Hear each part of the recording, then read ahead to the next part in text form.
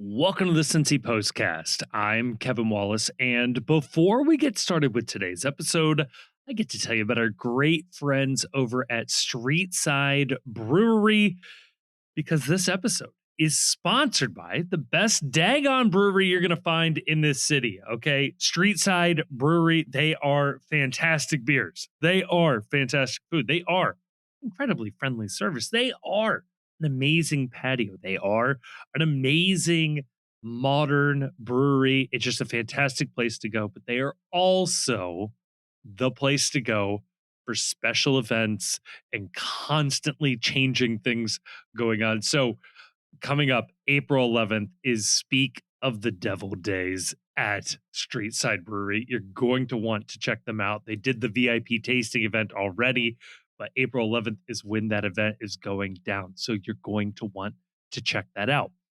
If you can't make it out there, one, it's your loss. But they certainly sell around town. You will find them around.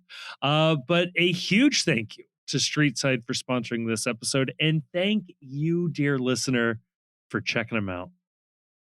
And on today's episode, oh boy, it was a wild game, wasn't it? FC Cincinnati is back from international duty, and there's a lot to talk about here. It's a new look for FC Cincinnati.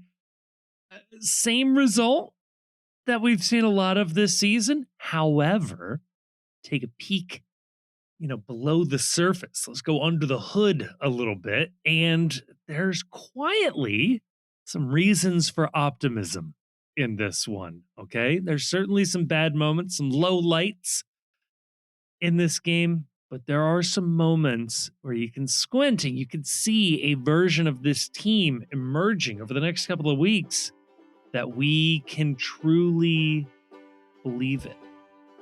So maybe one of the more optimistic podcasts you will hear following a loss, or maybe not. There's also in this an incredible stadium and match day challenge that is articulated. Would love to get more feedback on this. We wrap it all up with a little referee talk, and that, my friends, is going to be your postcast.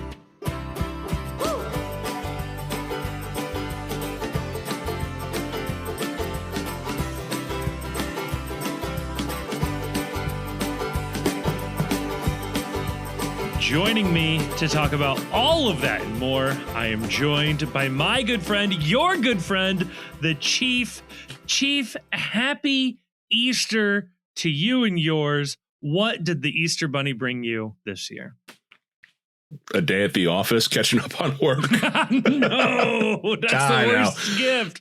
Yeah, we did the West Side family Easter celebration last night because it was the only thing that aligned with everyone's schedules. Yeah. And so, if you don't have like family stuff to do on Easter, it's really a low key, tough holiday to have off. Not a lot's open. There's not a lot going on. Yeah. And so, it was a little too cold to be outside. So I was like, the hell with it. I'll go and I'll catch up on work. And to me, there is nothing more Catholic than going and catching up on work on a holy day of obligation. Oh, man. I suspect it hits different when somebody's in your position, Kevin, and you got some kiddos that still are doing the whole bunny and egg thing. Yeah, so actually, the Post's Damon Gumbert just left my house, believe it or not. And I asked him, "Hey, man, how was your Easter?" And he was like, "Not really a thing for me." Not really my thing. Yeah, right. It is more of a child's holiday than even the holidays you think of as maybe being more child-centric. Christmas, everybody gets, a Christmas thing. There's an office party. Halloween, adults might be into it more than kids these days. Yeah, it's true. Easter, not a whole lot to do unless you're, doing the religious thing, or like maybe families getting together for a luncheon. It feels like a thing. Yeah. But like nobody gets an Easter basket after the age of like 12. Although I did have this thought that like might be good to share right here. I thought that if you wanted to have like an adult Easter, what you would do is you'd go out the night before and get hammered and then hide things around your house to find the next morning when you wake up. Order something on like overnight delivery from Amazon too. It's always good. What did the Easter Bunny bring me? Right. And in like the in the description for like the instructions for delivery, it's like hide it somewhere in my front yard and I'll see if I can find it tomorrow morning. It does have to be ideally the smallest package, something you think might come in one of those bubble envelopes. Yeah, right. That's good. Yeah. So like, I mean, that would be an option, I think, for like how to celebrate Easter as an adult is, you know, drunk you provides a surprise for you the next morning. Oh, man. You know, I got somewhat close to celebrating in that way.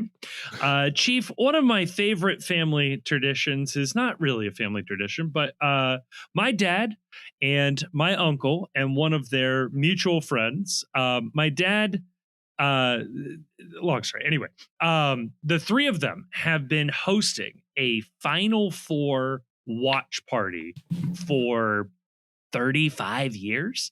Unbroken streak. At a minimum, the three of them are always watching the Final Four together. They invite friends, they invite family, they invite coworkers. So some years it's a very small group, sometimes it's a very large group. Thank you for the invitation to this year, by the way. If I hadn't been on the West Side, I would have joined this. You could have had some fun. Now, here's where it gets interesting. My uncle is moving out of the country in 2 weeks. So this will be the Final Four that he can, guarantee he will be there. So as a going away party for the Final Four watch party trio, they bought tickets to the Final Four. And it was the first time that the Final Four watch party watched the Final Four in Indianapolis. At the Final Four. That's cool as hell. All right. That was cool. So last night was the passing of the torch to the younger generation to carry on the Final Four watch party. I love this. So I love this. This is awesome.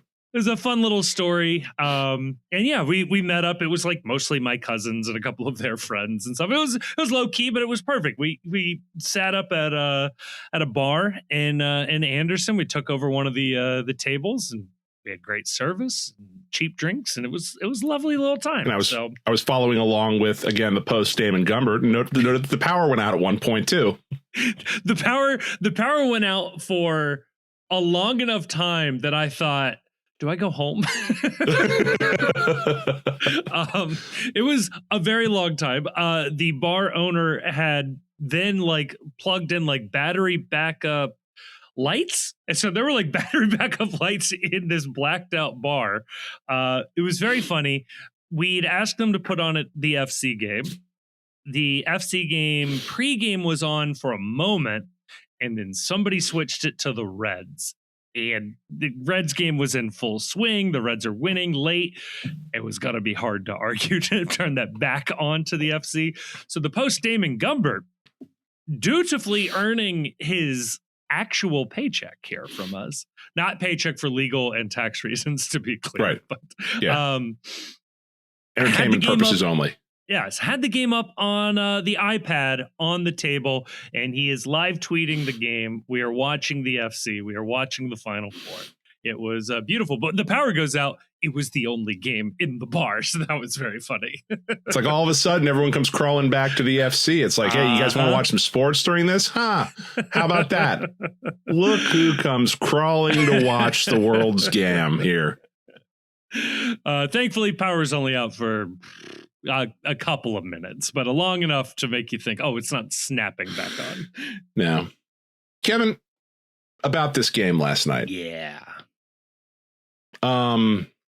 Well, I think that maybe the best way to start about this is, we usually start with a reading of the lineup. And for the first time, maybe not in total postcast history, but maybe in as long as I can remember, the lineup is the story in this game, I think, more than anything else. And I think colors the rest of the conversation about this. Yeah, this was an interesting one. That the lineup, as released by the club, the graphic, I should say, was very much the 3-5-2 or whatever, the classic formation that we know this team to be. But there was a hint. There was a hint. They released another graphic, I think only on Instagram or something. But in that one, the listed order of players was more in line with where they were on the field.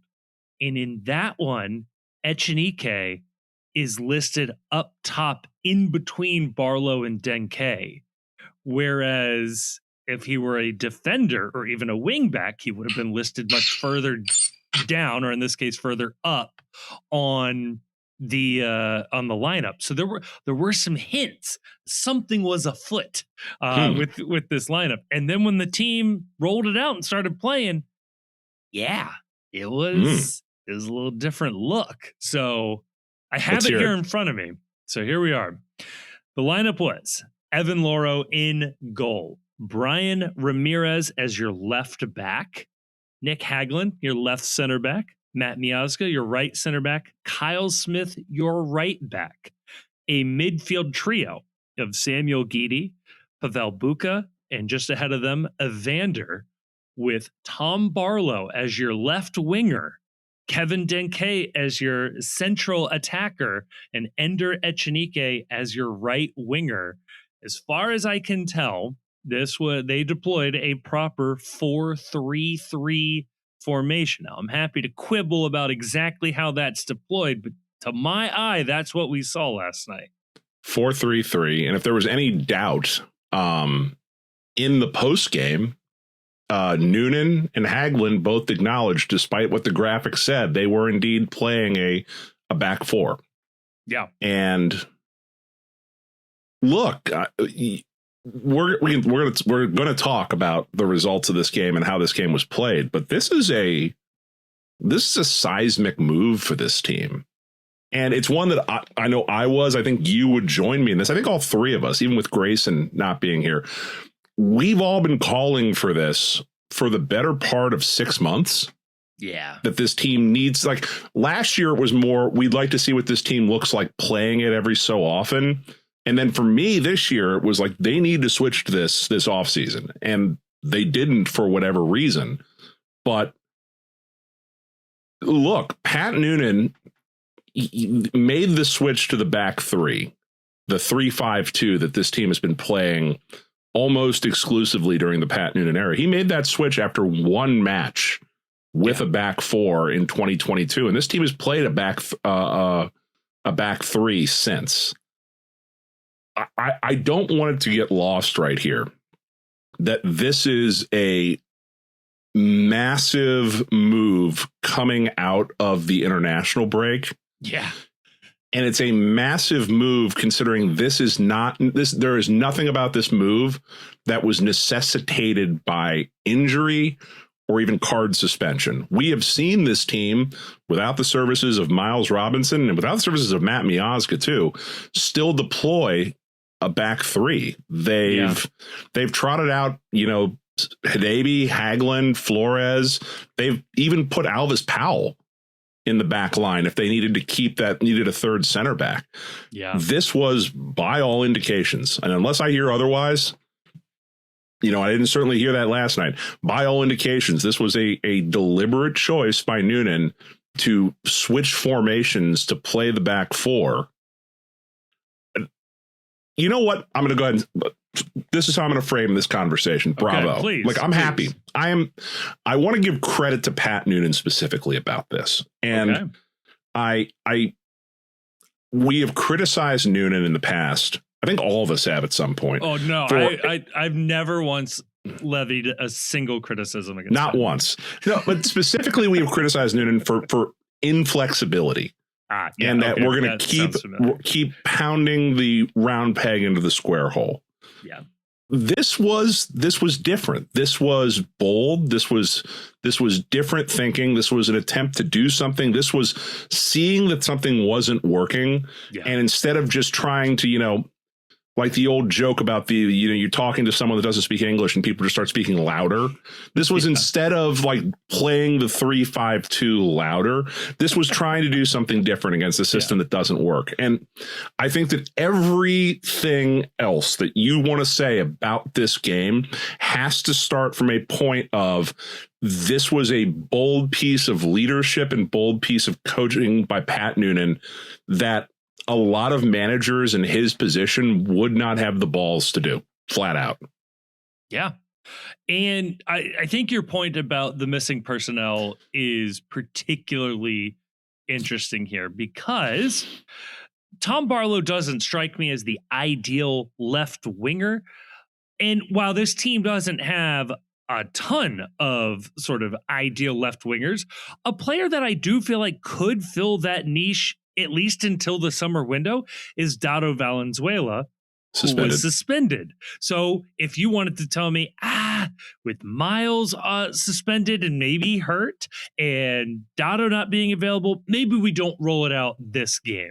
And then the international break, okay, sure. A lot of the team had a ton of opportunity to work on this, but not Giddey, not Buka, not Denke. I think Ramirez and Echenique might have been out on duty as well. Like a lot of these guys were not there to help do this.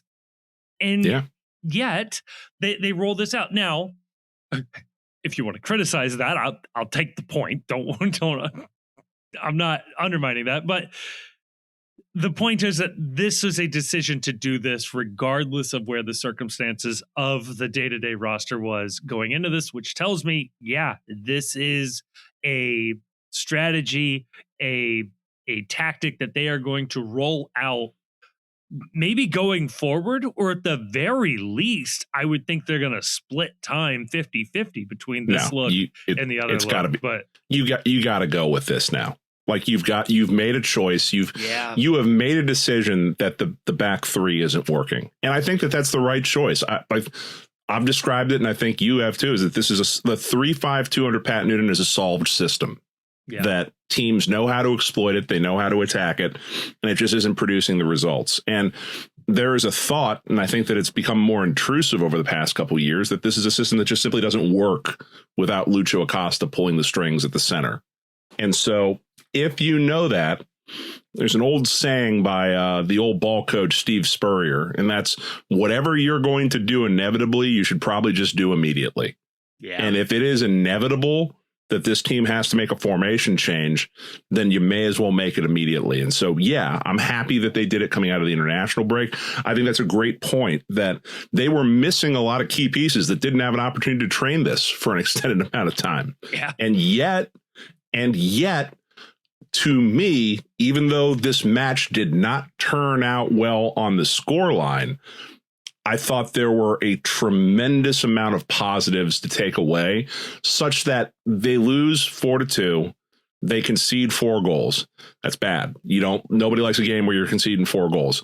It's a completely different feeling for me watching this than it has been any of the other games recently. And there have been more than there should be of games where the defense looked bad and the team loses by multiple goals. This was a completely different vibe I had coming out of the match. And what was kind of surprising to me was that at the end of this game, I seemingly was the only person that wasn't mad about this result.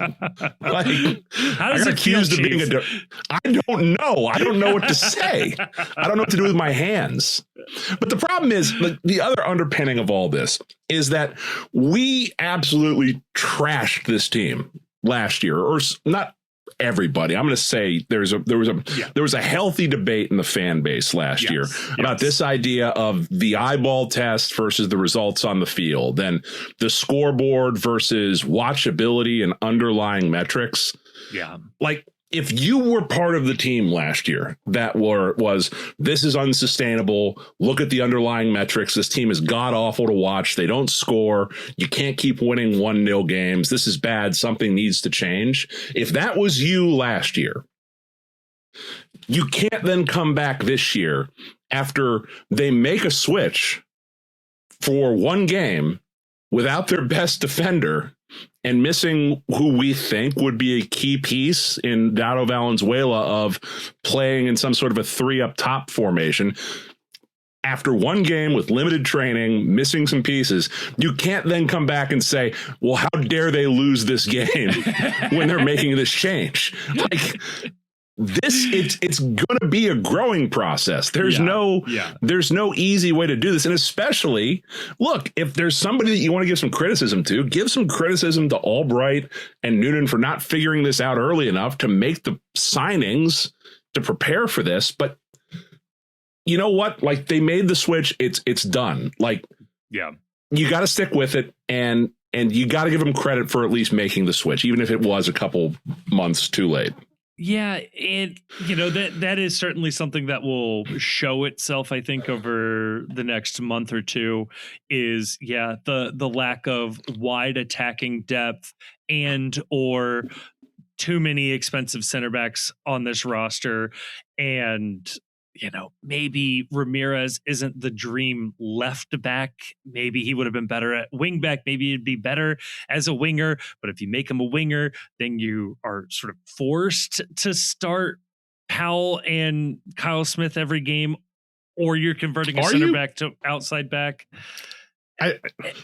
There's lots of different versions of how this can look. But my point is, they absolutely should have had something on the roster to make this move a little easier. So I guess, I mean, it's going to be a work in progress on this. And I think they're going to, if they should, based on the results they saw here. And the noises coming out after the post game seem to be positive from Noonan's point of view enough that I don't think this was a one-off. And he certainly didn't say it was a one-off in the post game sound. Look, they're going to have to make some imperfect choices in order to run this system. But I think in the long run, the players they have on this team, you will do a better job of unlocking full value of your best players from this system, such that you're just going to have to, limp along until you can get to the window and find some true pieces at these things. And they're going to have to do some outside of the box thinking. Like, the first thing I think that they're going to have to do is I think they are going to have to get comfortable with the idea that you're going to play a right-footed person at left back. And it's worked before. I mean, famously Ashley Young reinvented his career at Man United as a right-footed left back. You can do it.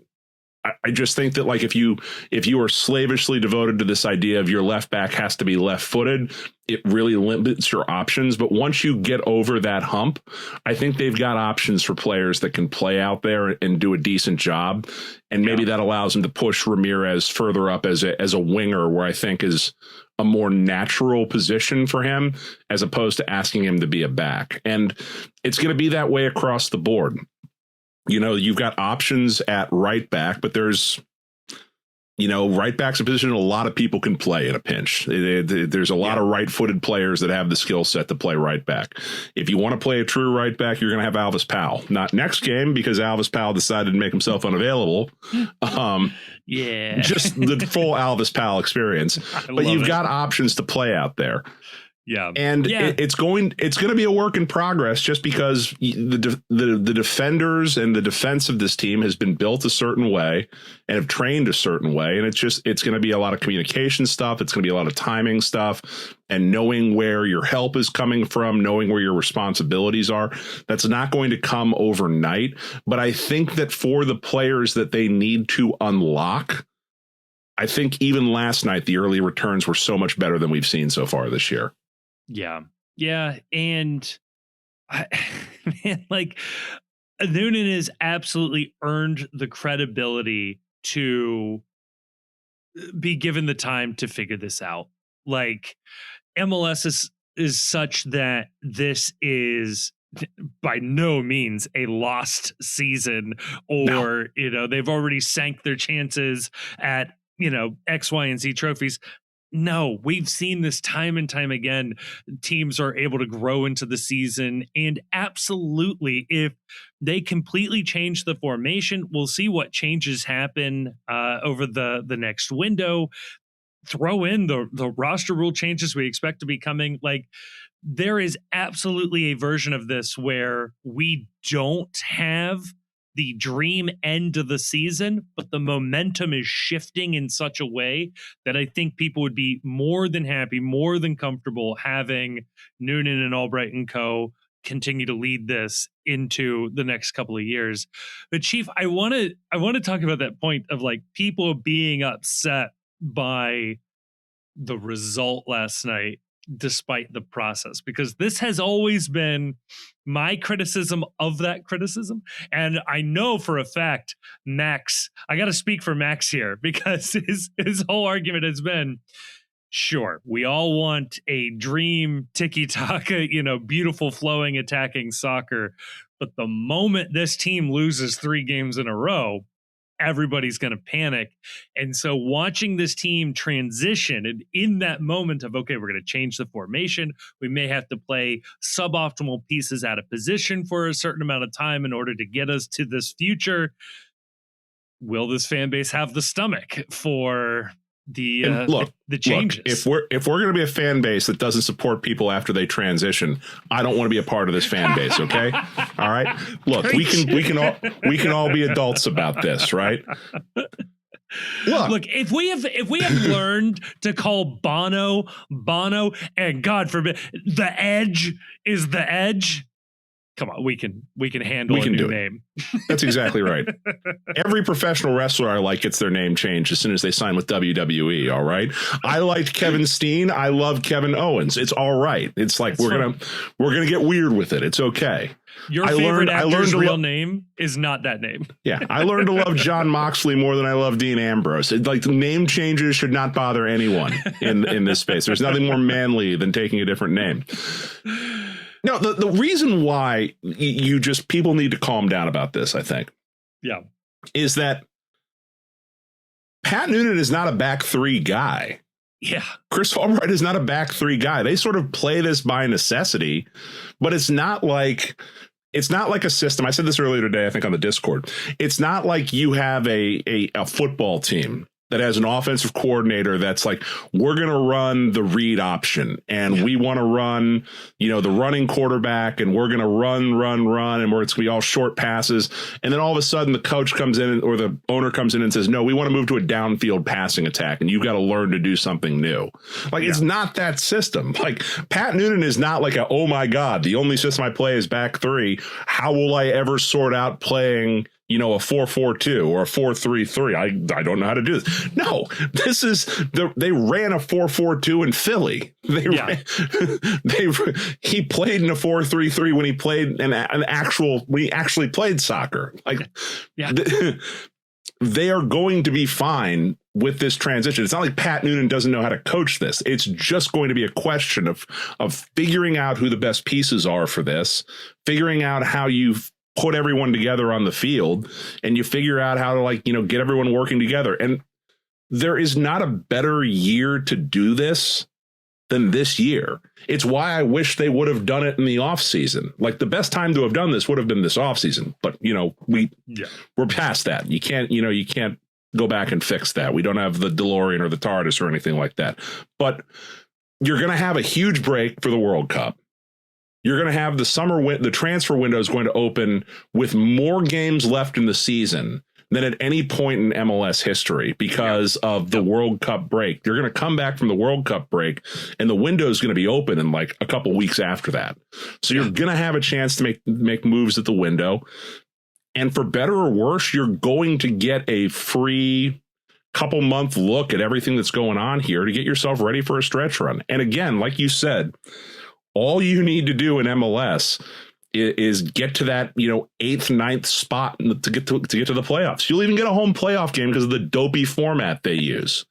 They did not change. Yes, they did not change. And you know what? Hey, how about this? Like, hosting playoff games ain't worked out so well for us. Why don't we try playing them on the road and see if that works a little better?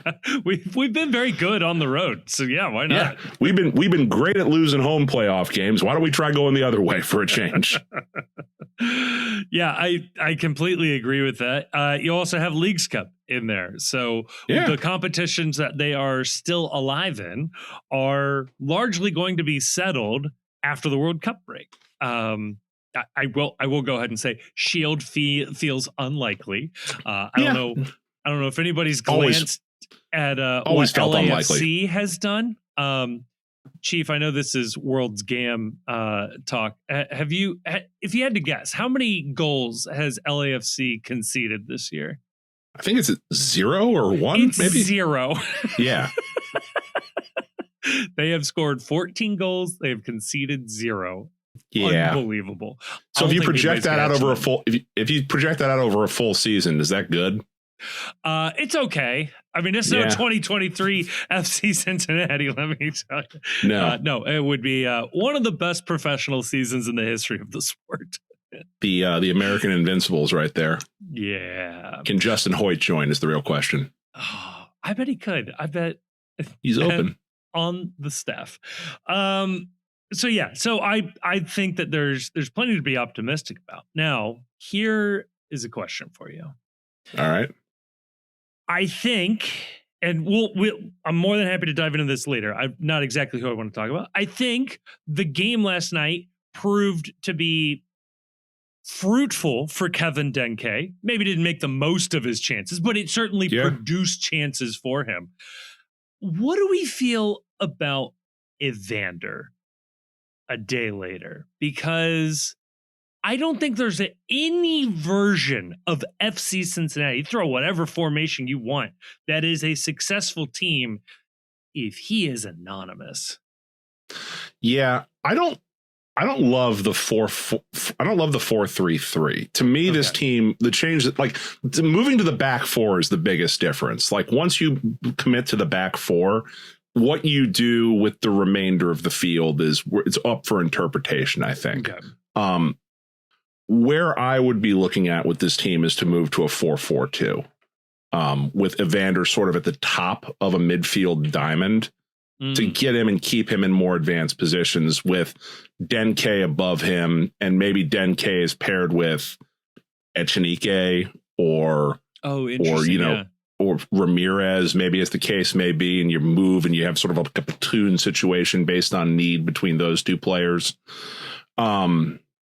And then in that 4-4-2, you have the opportunity as like Dotto can be a substitute in that 4-4-2. There's a lot more, I think, that you can do there that I think emphasizes what Evander does. I thought Evander in the 4-3-3, I think that it's less needed for Evander to be ball dominant in that situation. Mm-hmm. Even still, I think that like the big problem with last night's game was there were two problems. Number one was the defense, especially the left side defense for this team was atrocious. But the other problem too was that Denke and Evander, they got so many more opportunities in this game. You need them to finish opportunities. Like it was one thing when you're saying to them, okay, we're not getting the ball in dangerous spots enough with Denke and Evander. This game, they got into dangerous opportunities. The aggressiveness that this team showed was off the charts. They were goal dangerous. They were running at goal. They were getting into 1v1 opportunities. And there were too many times where Evander got into those opportunities and he gets his pocket picked, or he can't beat a man one-on-one. Yeah. And for the, I don't want to be down on Evander, but like for the amount of money he's making, you got to beat a guy one-on-one. If you got a guy 1v1, you got to beat that guy. That guy can't just poke the ball out and stop an attack cold. Or you got to be able to move the ball faster and facilitate. But either way, like I need to see more from him. And I don't think it was formation driven in this regard. I just think that's what Evander's been this year. He has just not been the same player. He hasn't been as aggressive, and he hasn't been as successful in his aggressive moves this year as he was last year. And I don't know why that is. I don't think he looks any different. He was hurt early, but he doesn't look hurt now. He looks fine. It's just not there for him right now. It's just it almost looks like a baseball player that's going through a slump. Yeah, I wondered about that. Like, guys will go through these moments, and once again, it's like FOTMob liked him. A lot of the top line stats were okay, but just in terms of what this team needed, he's not that. And I wonder, this team goes down fairly early. They come back fairly quickly, but they go down early. I don't wonder if just like his mentality is shot after that, like he's already like down in the dumps, like 15 minutes into this game, and he just can't pull himself back into the fight. The other thought I had about everyone last night was this, is that maybe in this moment, and I can't believe I'm saying this, but maybe in this moment, there needs to be a little bit of grace in that everyone's trying to remember how to do things differently for the first time. And if that's like occupying 1 extra % of your brain, then that's the part that, you pull the trigger too early, or your shot doesn't come off, or you're a little hesitant about where to play. I thought they did a overall a great job. The ball movement was much, much better. They still have a problem with committing awful turnovers on passes, but that's the same regardless of what formation they're playing in. But with Evander, it was just he snaps a shot off, it's right at the keeper, or he tries to beat his man one-on-one and one guy beats him. It wasn't a good game for him. I would say the same thing about Denke. That Denke, he was hesitant in his final decision making.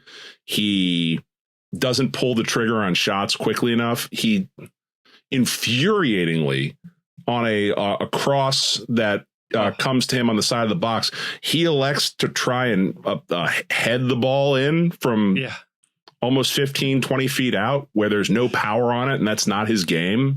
Just like an inexplicable decision like that. But I think that the part you have to focus on is that they were creating chances all game. They the stat lines on this: 6 big chances created. They had an XG of 0.28 or 2.8, almost a full goal or half goal better than the Red Bulls last night. Yeah. They won the XG battle. They created big chances. There were multiple opportunities where it was like, how in God's name did they not score there? I think Denke had one where he shot wide inexplicably. Echenike was 1v1 with the keeper and places it wide. That was tough, yeah. It has been a really, really long time since I've watched an FC Cincinnati game, and there were this many consistent, really good goal-scoring chances in a game. Yeah.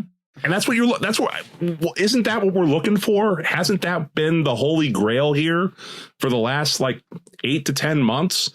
Is give me a team that's creating chances, and sometimes the other guy gets them, sometimes the other guy makes a save, but if you keep creating chances, eventually you're going to break through.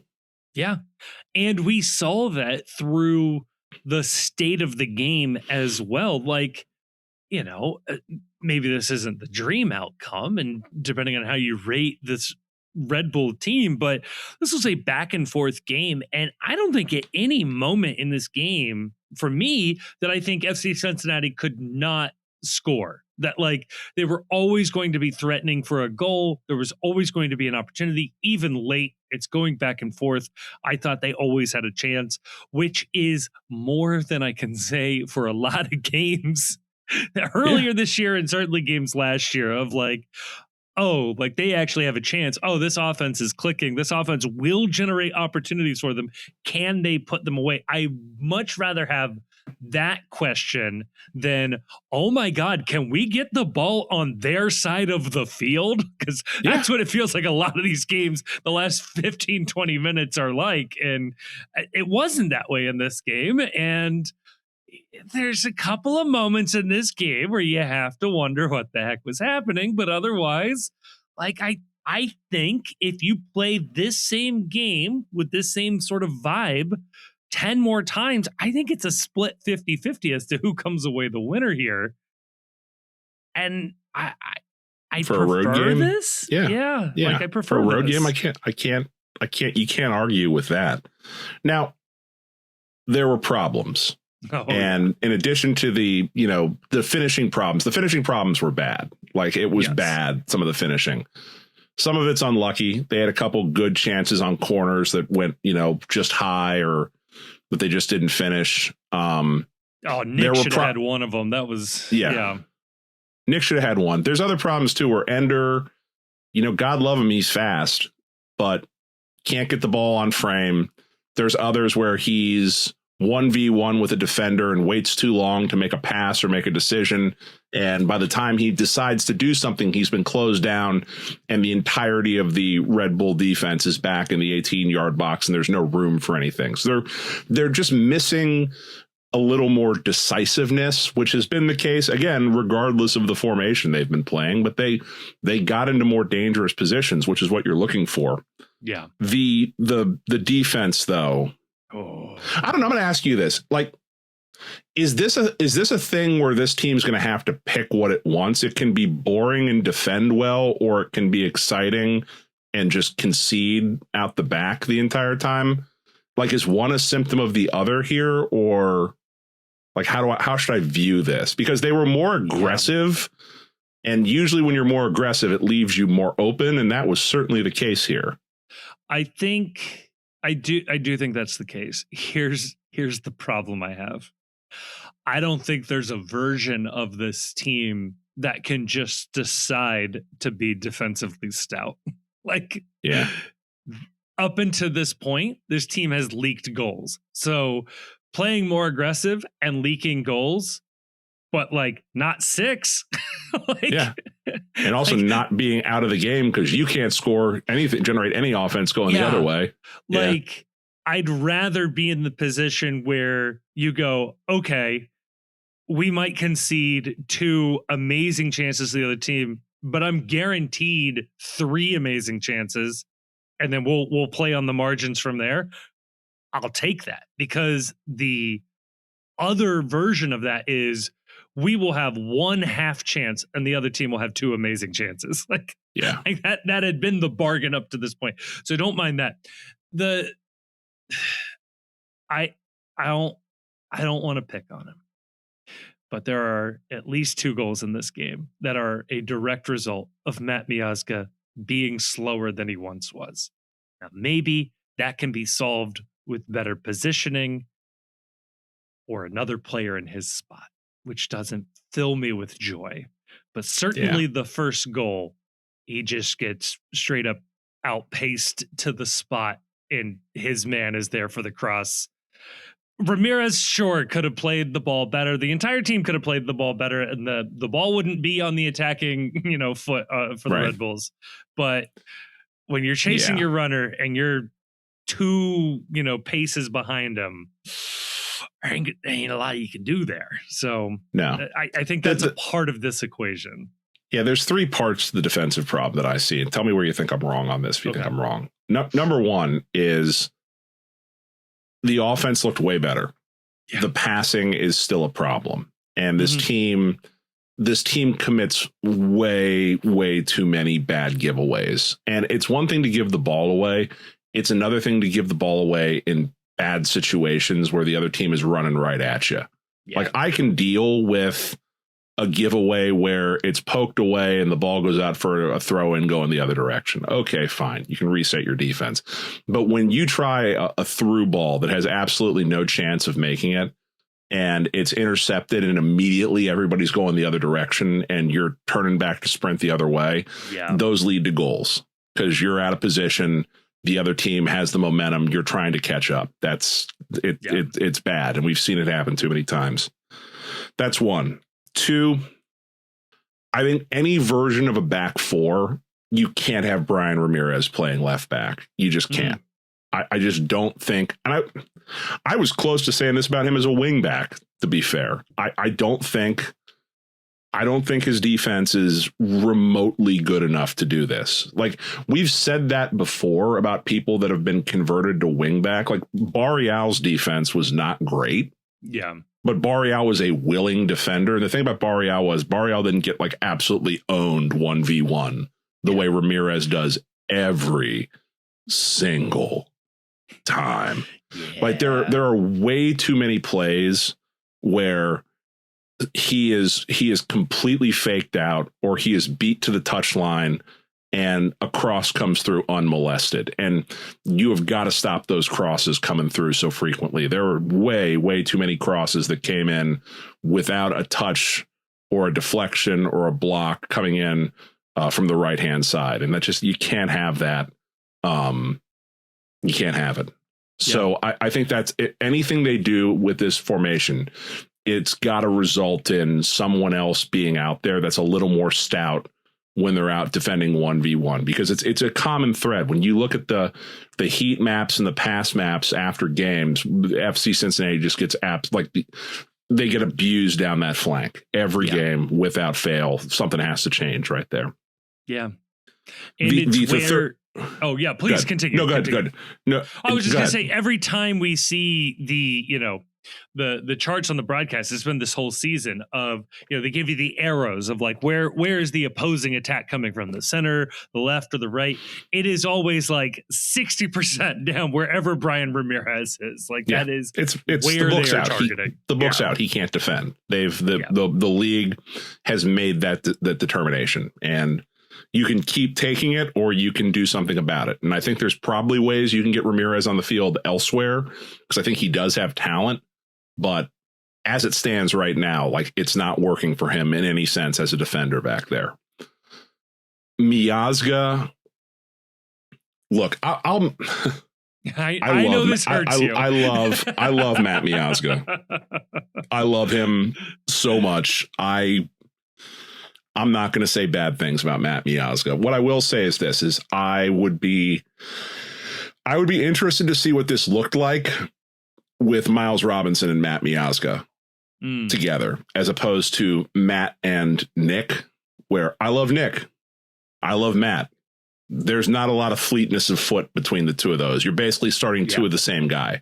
I think if you're going to play this alignment, one of the two players has to be able to run. I think that you can't have two guys that are slow center backs. Yeah. I'm also going to, it's a formation shift for everyone. And there's going to be some confusion until everybody figures out like who has who's supposed to go with runners, how things are supposed to go. I assume it's going to look better. And my last point on Matt would be this, is that they picked his option up. They've got, I would say, however many games they have until the World Cup break to figure out what they want to do there. Yeah. And he's coming back from a couple of really bad injuries back to back. You would hope, or one would hope, that it starts to look better as he gets more minutes and he gets further on down the road. Fair. And you would hope it looks better. If it doesn't, then there's some decisions to make, I think. There's some decisions to make over the World Cup break, and he's on an expiring deal. And if you need to free money up in order to do something in the summer window, there are buyouts available. I really, really hope it doesn't come to that, because to me, Matt Miazga is a symbol of the turnaround on this team. Yeah. I think that he provides an attitude for this team that I think they need. I think he provides a leadership that this team needs.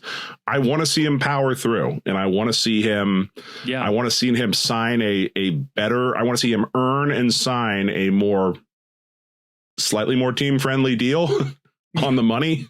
And I want to see him retire as a member of FC Cincinnati. I would love that, but I agree, it was not great. I'm trying to be, holistic on my view on this, that this was the first match in this new formation, and there's going to have to be some growing pains, but it's got to get better. It's got to look better from him. And I think it will look better from him with Miles Robinson next to him.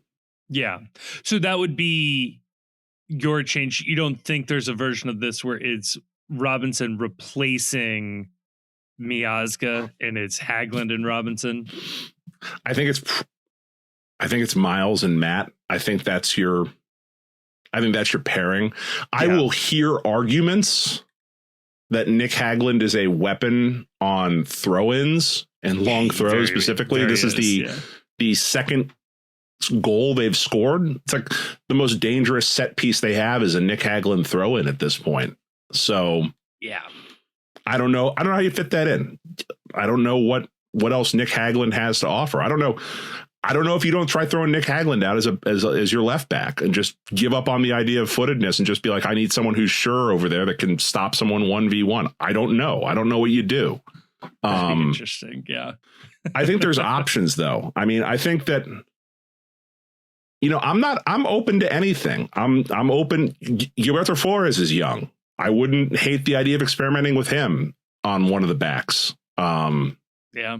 But I just think that the two best talents on this team at center back are Matt and Miles. And if it reaches a point with Matt that the improvement isn't coming quickly enough, you can make decisions as necessary and as needed. And the thing, too, is that if you want to sub Haglund in for Matt in games and late game situations, you can justify that as saying I'm adding a weapon onto the field with throw-ins. Like it is an offensive substitution in many ways. Yeah, that is true. Man, it is such a bummer that Nick is so good at the long throw because he is also so good at attacking with his head. I wish Nick could throw to Nick. That'd be a deadly combo. Yeah. That was the old Giselle with Tom Brady, is Tom cannot catch his own pass. It's like, well, what if he could? Right. Right. What if he could? Who did that? Marcus Mariota?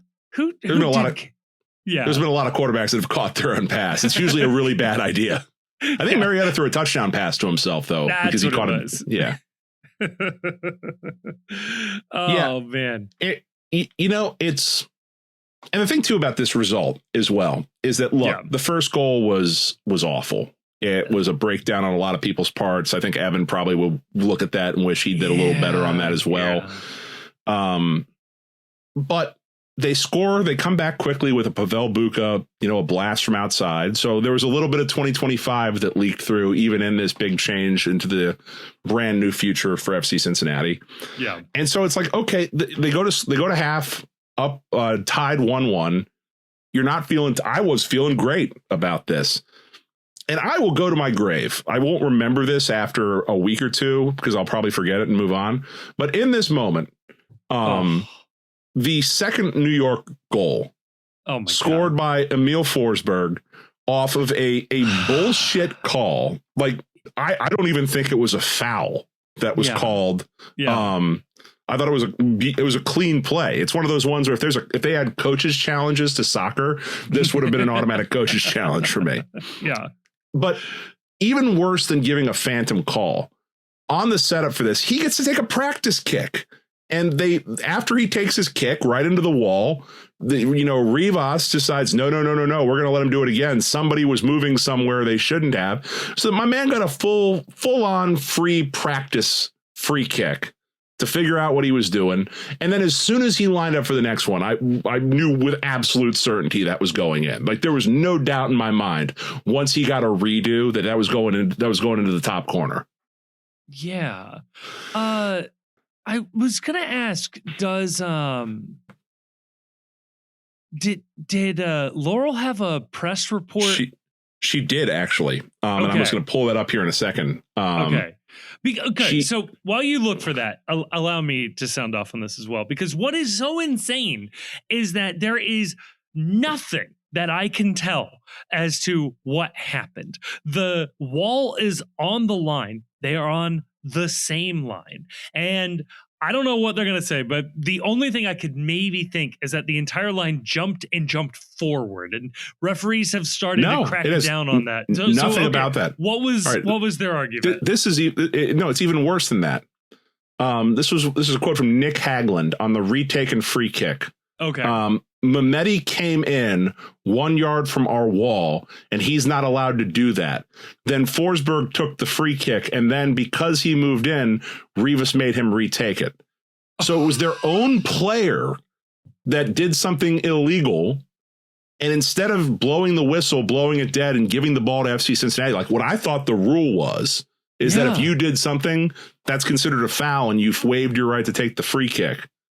And so I talked to the ref afterwards and he said, quote, he can't just get a practice shot, should be our ball. But he says he was preventing the play from happening before it happened. And so he got to take it again. He was not preventing the play from happening. No, if he ran up and kicked the ball away, then sure. But yeah. It's just nonsense. Got a full on practice swing. Like, I'm sorry, man. If I got to take a practice swing if I got to take a breakfast ball every time I played golf, I would be a much better golfer than I am. Yeah. I will say still be bad, but I'll be better than I. Right. We're talking improvement, not good per se. Right. Yeah, I'm not going to qualify for the tour, but one of the more bizarre things in sports is that the NFL and football generally allows coaches to decline the penalty. Yeah. Like in almost any other circumstance, you think, insane idea. Why would you do that? This is one of those moments where I'd be like, no, that's fine. Let him stand wherever he wants. We'll take the miss. Yeah, we're declining the penalty. Turnover on downs, please, for the love of God. So like that was a bullshit goal. I'm sorry. That was just a gift from Pro that we never seem to be on the receiving end of. Yeah, ever. So stupid. When we've had that moment, it's that they've taken back a goal and given us a penalty. Like, that's the one I keep going back to in my mind. Right. How or like stupid that was. Yeah, they review it and they find out that somebody was impeding outside of the play and it's been called back as a result. It's like, right. Oh, cool. Thanks. Yeah. That's very nice. You know what? Send that to Weeby on instant replay. Hey, here's one. Why does he get to take a practice kick on this? Yeah. And shouldn't every team do that? I think we should do that literally every single play now. Like, let Evander have two bites at the apple. Yeah. Let Evander do that. Like, move in, let him try it. And if he scores the first one, he's damn sure going to score the second one because he's got the range down now at this point. Yeah. He's figured it out. Yeah. So stupid. So I declare that to be an illegitimate goal. And I don't think it should have counted. I think until they give up their fourth goal, I was planning on cooking on saying that this absolutely should have been a draw and we should be demanding 1 point, total vindication. Now, the next two goals, I got to tell you, Chief, you would have enjoyed this last night because I'm watching this game with two people who played soccer with Kyle Smith. They were teammates with Kyle Smith back in the day. And so I got the opportunity to ask him, like, hey, it's very beginning of his career. They tried out with him for FC Cincinnati. Yes, they also had their $250 taken from them. Robbery. But I asked him, like, hey, at that time, like, was it obvious he was going to be like this good? And they said, like, yeah, he was definitely good. Like, he was definitely one of the better players out there. But what the report then was at that point, most of the guys were about as good of a soccer player as they were going to be. But Kyle was continuing to improve. And I thought that was an interesting note that, like, he was still climbing up the ladder. So that's an interesting, because like most of the time when you hear stories or there's occasionally a thread like this will pop up on Reddit of tell me about the time you played against a pro athlete. And it'll be someone saying, no, I was playing like, D4 ball in Texas in high school. And some guy who ended up being an NFL linebacker hit me. And I felt like my soul left my body. Like, you'll see the most average dudes in the college game. Go look at their college stat or their high school stats. And they've smashed every record. Dude had 70 rushing attempts per game. Yes. Yeah. Yeah. He rushed for 700 yards in a game on 18 carries and scored 6 touchdowns. It's like this is just preposterous right here. That's interesting that he's a grinder, man. Cincinnati loves a scrappy grinder. That's our kind of guy, even when he's kicking the ball into the back of his own net.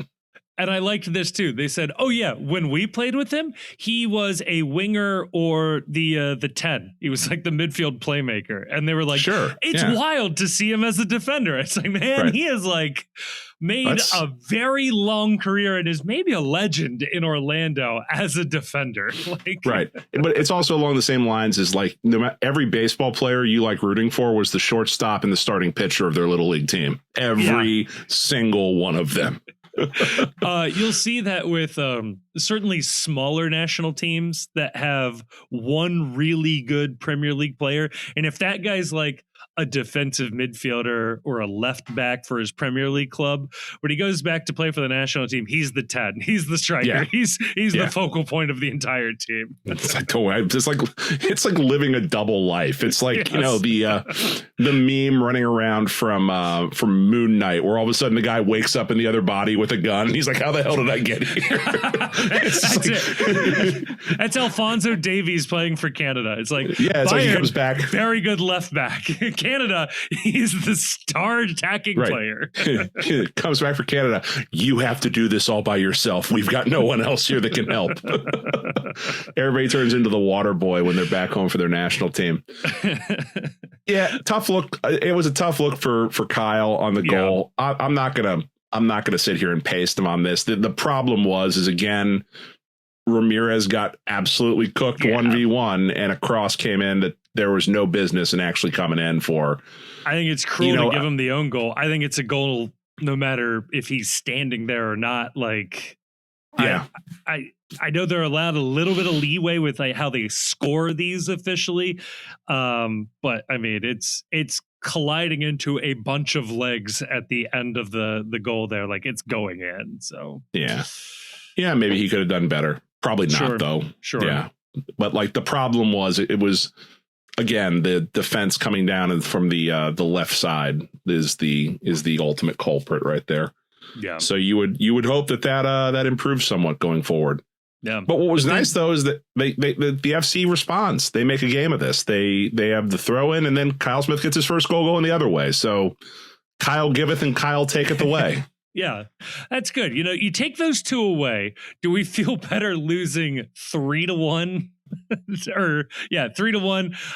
You take away the second goal in the 90th that second minute. Goal feels a lot better. Like I would rather lose 4-2 than 3-1. Like 4-2. Yeah, you can at least be like, no, we were dangerous. We were scoring some goals out there. We were hitting it here. Yeah. So after the Kyle Smith show, it ends the very end of the game with another late goal for a late substitute coming on. Dude was in the game. He comes in the 80th minute and ultimately scores. And just a quick double check, because this always happened to us. Yes, 21-year-old. So that's always of course, fun. always. We're always good for giving a player their first professional goal. I don't know if that's the case with this guy, but it feels right. That's certainly the vibe. Yeah. It's his first goal of the season. Yeah. Kicked that as hard as he could, too. So good for him on actually scoring that. That was they call that a piss missile right there that he puts in from a very tight angle. That's going to be tough. Alvis Powell decides he's going to commit a dog so just because he wanted to get his name in the scorebook as well. It would otherwise be funny, except that Alvis Powell in a back four suddenly does become a piece that you want to have around. Yeah, you take that. You want him available at a minimum, right? And that sucks to certainly lose him for the next game. I mean, it's not my. They had chances to tie this up 3-3. Like I thought they were at least pushing for it, and that's why I don't give a shit about the fourth goal. Like giving up a fourth goal when you're trying to get a point back on the road. I don't care about that. Like there's no glory in preserving the 1-goal loss. So true, especially when wins are the first tiebreaker. Like you don't need to defend your goal differential. Yeah. So just go get it. Like go try to get your point. And they had opportunities to snatch one. It didn't. They had more opportunities to snatch one, I think, than New York had in the entirety of the game. They had more chances late than New York had total, I thought. But another interesting note, Jabari comes in for Miazga. Is that right? Yeah. Yeah. He comes in for Miazga. We don't see a lot of that. A straight, attacker coming on for a defender. Again, like another evolution of Pat Noonan in the system is but we still put on the first sub was still Brian Anunga. That's the other thing is that like regardless of what the formation ends up being, they've got to do something in the summer window to help the bench. There's just too much. You're asking too much of people that have too little to offer. And Brian was an admirable fill-in for Obi last year for a long stretches of the season. But he's not a guy you're bringing in as a game changer when you're down a goal, when you're chasing a game. Brian Anunga is not who you want to see coming in. Kenji Mobadem is not who you want to see coming in. Like, they've got to do something to find. They've got to do something to find some firepower, and some people that when the fresh legs come in, they're actually giving you a plus, and they just don't have that right now. Yeah. And the other person too is that, like, they got the Jabari signing needs to start working sooner rather than later. And thus far it is not working for me. Yeah. That was one nice goal before the international break, but we need a lot more of that, and it needs to look a lot better in a hurry. And the tough one there is, like, we saw it coming. Like, yeah. It would be one thing to sign the guy that was the 50-50 call, or sign the guy that, you could make the strong argument for, like, if Kevin Kelsey was brought back, or, obviously like a guy like Kevin Denke, no brainer. If he doesn't work out, we all would have missed on that if given the opportunity. Jabari, we all saw it. I don't know how many people were dying to bring him back. Yeah, we all got to look at it last year, and it was like, I don't know about this one, man. Especially when you had to pay a transfer fee to get him. Like, and that much too. Like, I don't know. At the end of the day, like, that is, to me, the story of the season right here. The switch to a back four is awesome. I'm happy about this. We're trying something different, but if this season ends up not being what we want it to be this year, I think that you're going to have to take a long, hard look at, they paid $1 million to get Ayub Jabari. Yeah. They picked up an option for over $1 million of salary space for Teenage Davy. They picked up an option for basically max TAM for Matt Miazga. And they signed Brian Ramirez, who can't defend. And so when you add all those together, you've put yourself in a hole if all of those players aren't on the field contributing at the weight of the number that their salary number represents. And thus far, I don't know that any one of them has really, made you stand up and say, yeah, thank God Chris Albright made that decision right there. It's early. Maybe that'll change, but to date, I don't know that any one of those moves has been what I would consider to be a success so far. Yeah. It's funny. You look at this lineup, and granted, there's a couple of things here and there that sort of force a couple of these moves, but who starts this game? Kyle Smith, supplemental roster. Tom Barlow, supplemental roster. Nick Haglund, supplemental roster. Like, spend all this money, and first sub off the bench, Brian Anunga, senior deal, but a small barely makes the senior deal, was on the supplemental roster last year. But, like, you're looking at the cheaper guys as being your impact players, and the expensive guys or the premium roster spots can't see the field. Jabari, Flores, Teenage, like, interesting.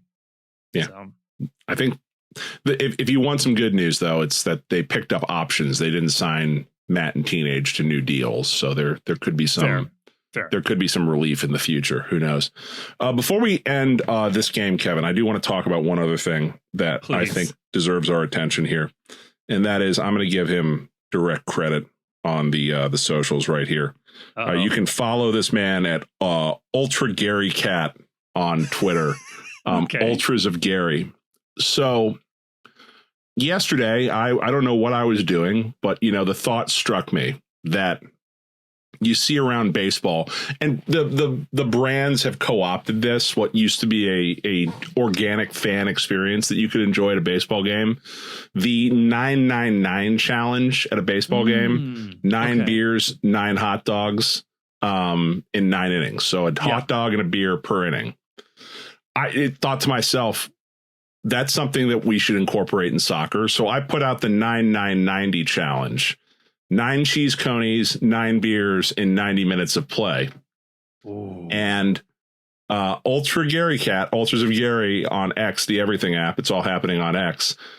Said challenge accepted and posted a picture. 9 cheese conies, 9 Cincy Lights, Cincy Light limes right here. Showing it to the people at home right there. Wow. And then followed that up with full-time 9990 complete right there. And was tracking it the entire way. The tweets were outstanding going through here. Like, he was going through first minute, Cody 1, Cincy Lime 1 started.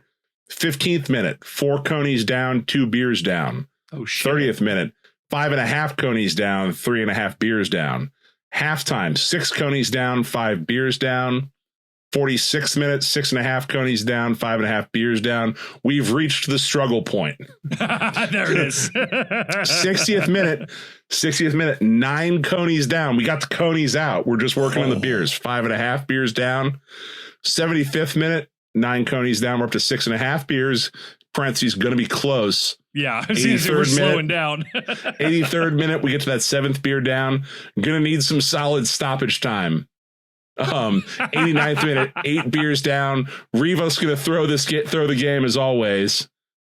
Plus 5 stoppage time. Time to ball. 95th minute.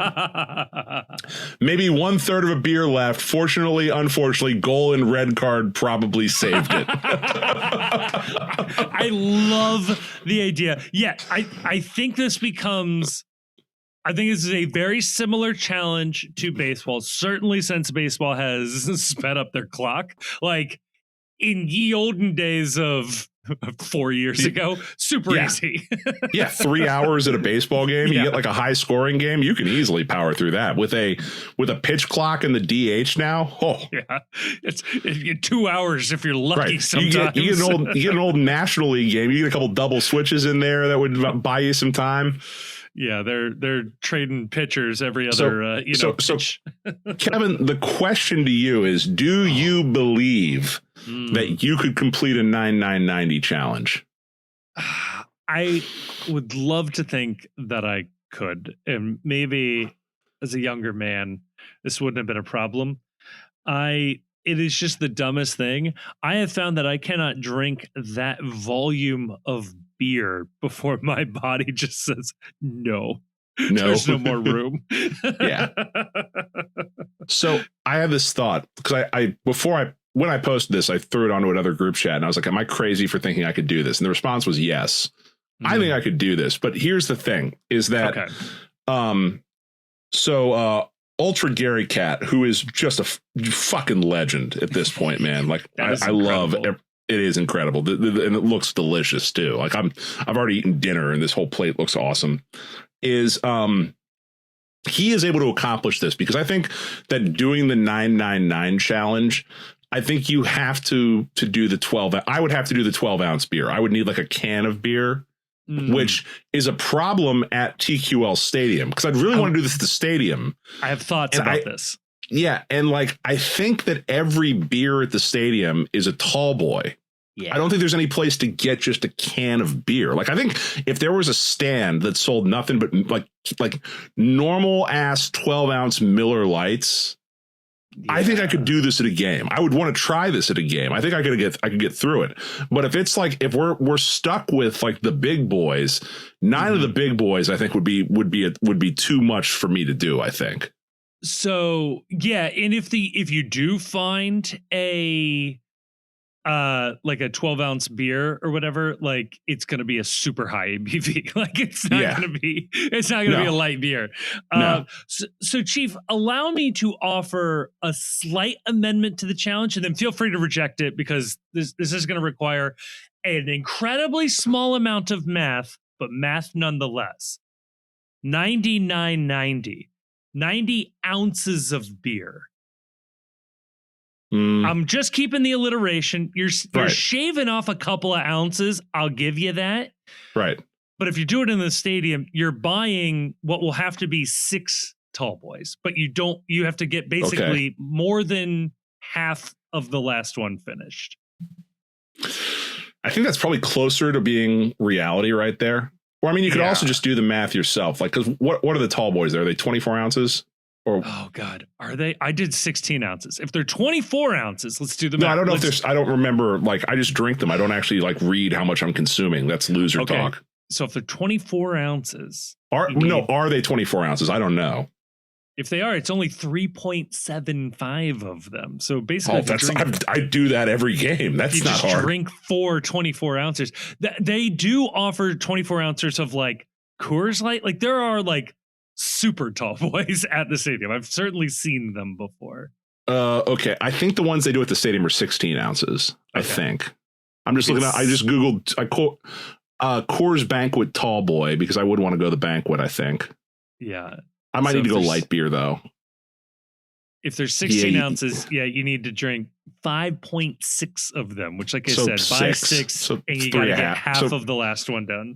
So you do 3. You probably do 3 in the first half. You kill a fourth one at halftime, and then you only need 2 on the back half, on the back 9. It's not bad. I do like this challenge because if you are doing the challenge, you are rooting for the like 12 minutes of added time.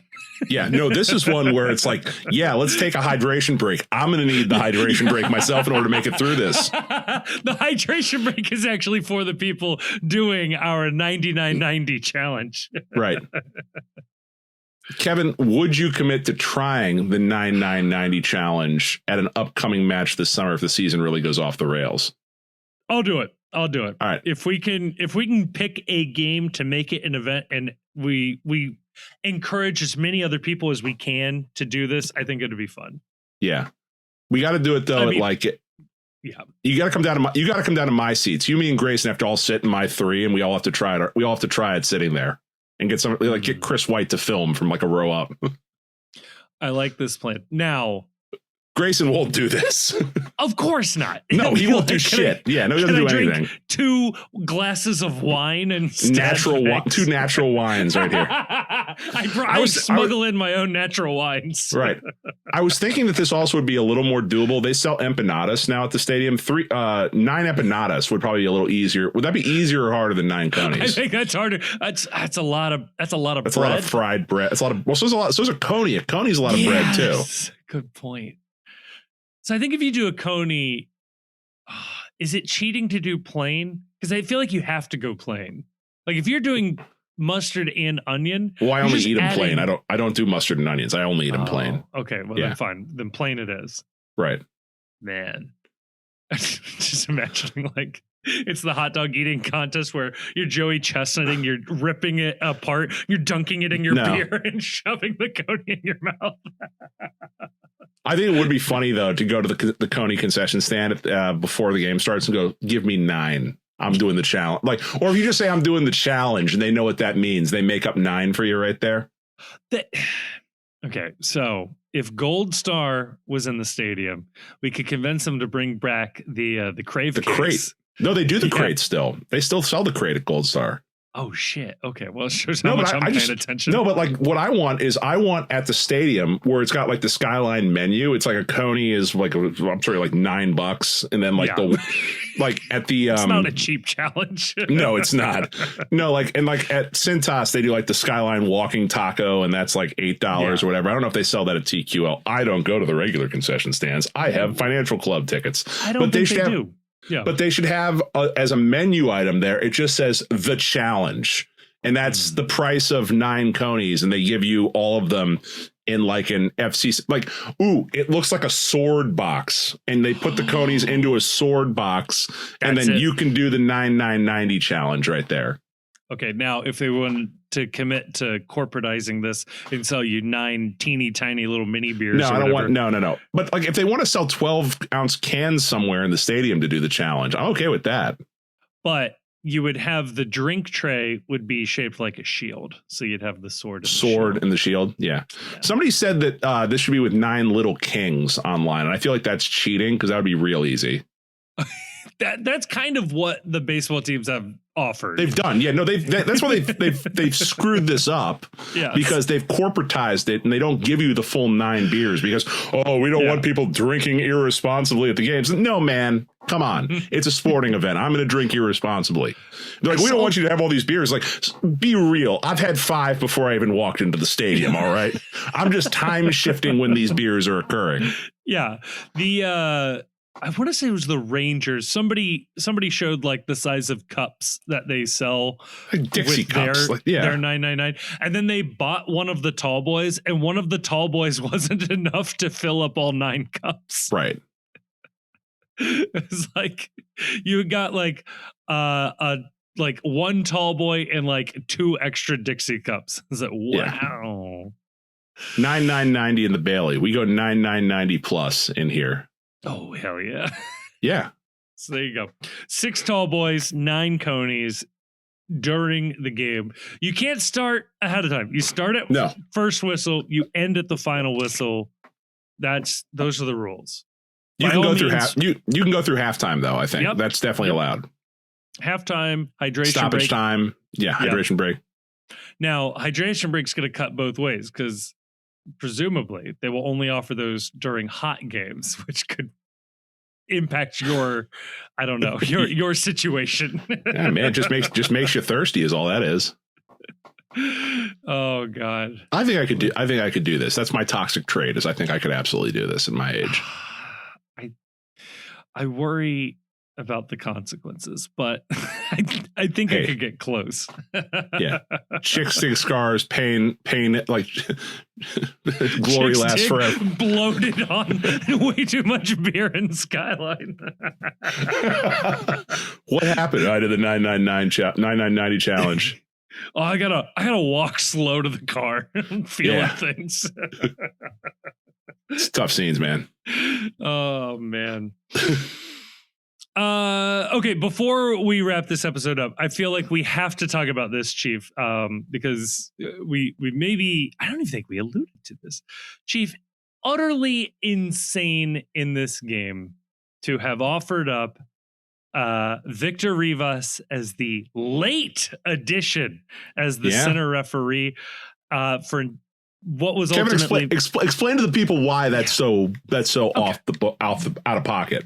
Allow me to explain. So the last time Matt Miazga played an away game at New Jersey, it was the infamous 2023 playoff series against the New York Red Bulls, blood feud, as we all know it.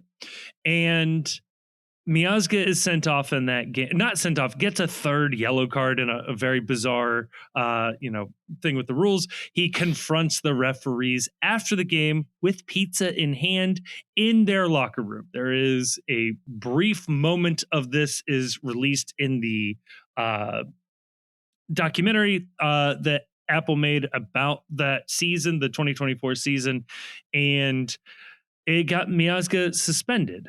Victor Rivas was the center referee for that game and was ultimately the individual that he was looking to talk to. Now, we have analyzed this to an insane degree, and I think that we have demonstrated that it was largely nonsensical for the referee organization to have gone after this incident the way that they did. However, the reason why they did is in just a couple of months or even a couple of weeks from that point, they were about to engage in a pretty lengthy labor dispute, the referees union and their employers, ultimately PRO and or Major League Soccer, depending on which legal documents you're looking at. As a part of that, the labor dispute, which blew up the Matt Miazga and it is unsafe to be a referee, and this is why we need to go to bat for our boys. One of the most vocal members of the union was an individual by the name of Corey Rockwell. Corey Rockwell was also an assistant referee in this game, and I can't help but notice Denke was offside the whole damn game. So maybe that's on Denke, but I'm noticing things. Okay. Right. Here's where I get really weird about how this went down. Midweek, they announced all the referee assignments for the week. They do this a couple of days out every single match day. FC Cincinnati center referee was listed as TBD And we were all joking, oh, this means it's Guido because he's been pulled off of FC Cincinnati games before because of the bad blood in the history there. No, they go with Victor Rivas to referee Matt Miazga's presumed and ultimately his return to New Jersey. What's going on here? Is this a coincidence? Is this the referees making a statement? What is this? It's weird that they didn't say who the ref was earlier in the week, because I think we were the only ones that was TBD. That's the other thing. If there were like 4 or 5 like in the same region, I could understand maybe they're waiting to see how some schedules shake out. Right. But it's also like, well, who else were you going to have, man? Like, there's only so many officials. It's a fairly small pool, right? Which is kind of some of the criticism there. Yes. I don't know. But like, is there any name that could have popped up there that you would have been like, oh yeah, I'm excited that he's reffing our game? I mean, I'm always excited. I'm excited when I don't recognize the name. That's usually the best side. Yeah, but I recognize way too many of these dumb names. These people are all like main character syndrome. However, all these people suck. Of course, in Matt Miazga's first game back, that would be the person who they would choose to do this. And it's some cosmic joke right here. Yeah. I think the reason why they don't do it, I think the reason why they did it in this case is that they were aware what the announcement would mean, and they just didn't want to deal with it for 5 days online. They just pushed it out until like the day before or whatever. Right. Like the intern that runs the social media account was like, can you guys just not until Thursday?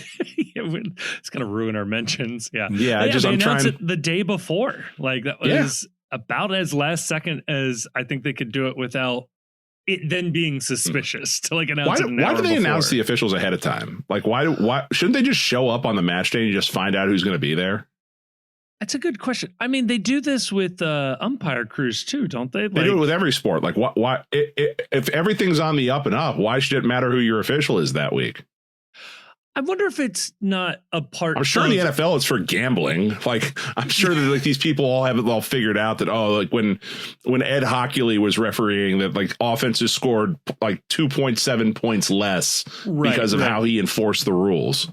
And you see that with referee statistics. Like this was our first away game refereed by Victor Rivas that we've ever lost.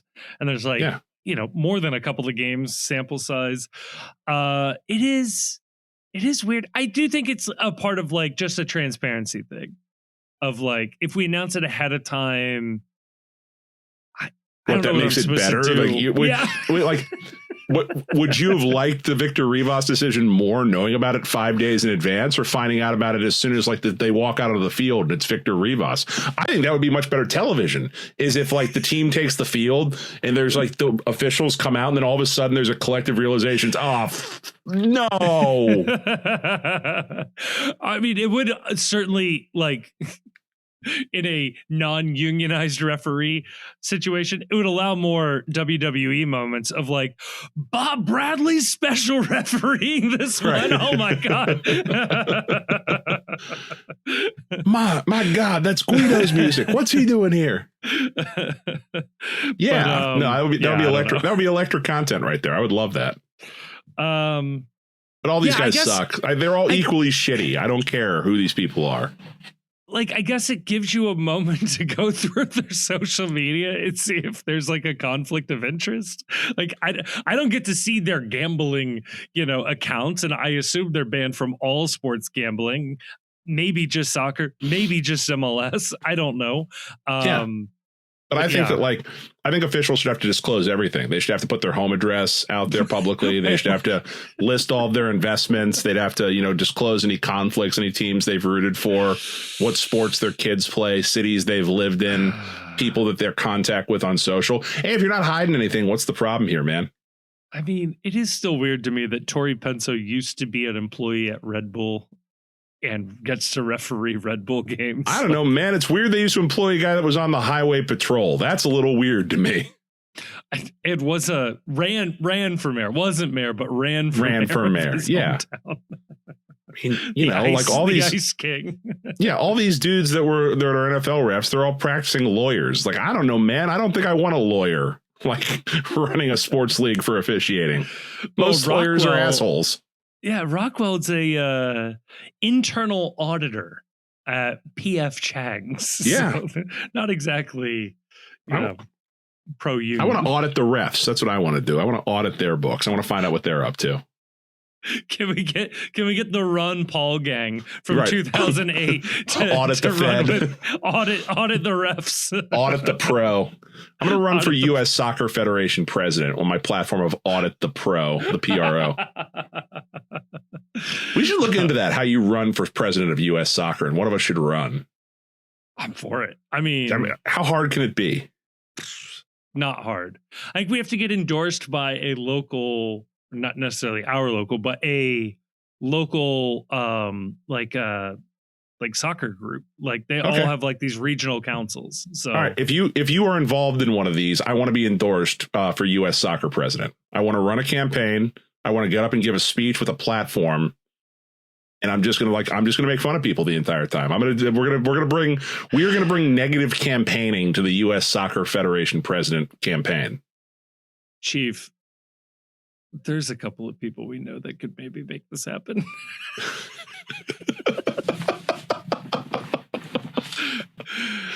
We can't get a sponsor for the World's Gam, but we're going to run for president of U.S. Soccer. These things might be linked. Yeah.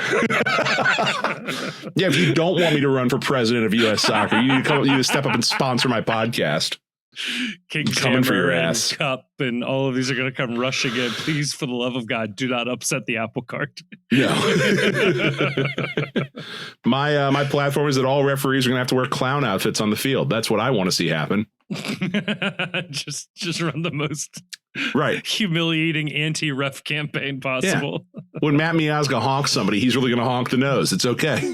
Oh, see, that would be fun. That's funny. Whimsical. That's funny right there. Whimsy. Bring back whimsy to soccer.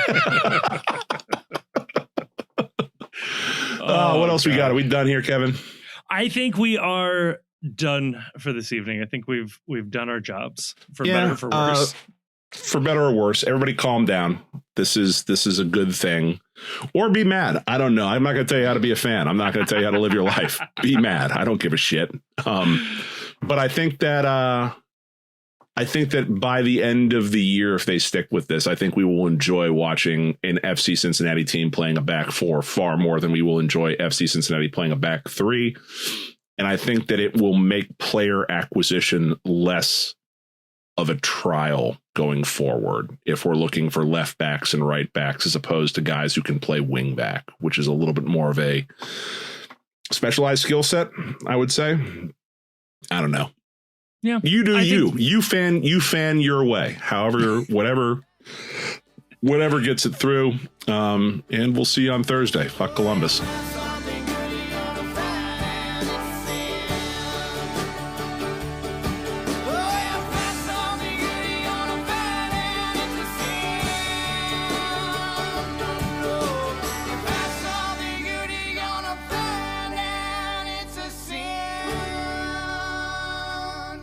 The Cincy Postcast is a production of The Post Cincy.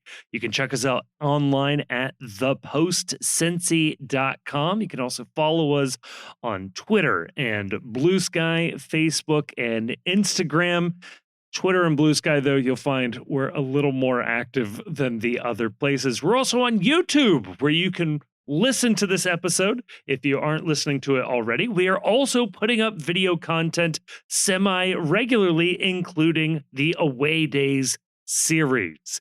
We want to give a huge thank you to Jim Trace and the Makers for providing the music for this episode. They're a lovely band, and you can find more information out about them in the description of this episode. And if you happen to enjoy what you just heard, can I please ask that you like us, that you rate us on whatever app you're listening to, and maybe more importantly than all of that, share this episode with a friend. When it comes up at work, you're talking about FC Cincinnati, I say, hey, I listened to an FC Cincinnati podcast. I think you guys will like it. It would really, really help us out. Nothing helps a podcast travel more than a good recommendation from a friend, family member.